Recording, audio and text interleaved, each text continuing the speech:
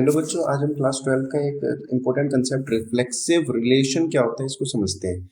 एक reflexive relation कब का होगा? जब उसका हर एक एलिमेंट अपने आप से रिलेट कर पा रहा है तो वो रिफ्लेक्सिव रिलेशन है।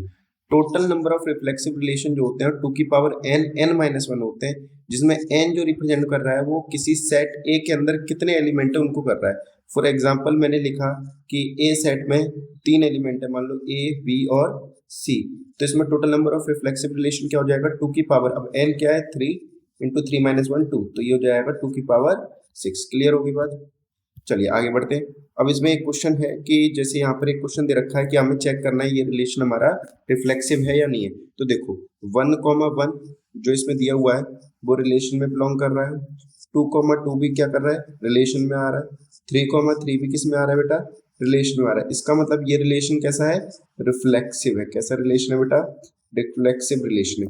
बट इन केस अगर ऐसा होता 1,1 तो रिलेशन में आता, 2,2 भी रिलेशन में आता, लेकिन मान लेते 3,3 रिलेशन में नहीं आता, but 3 belongs to set A. अगर ऐसी सिचुएशन में तो ये नॉट रिफ्लेक्सिव हो जाता, नॉट रिफ्लेक्सिव।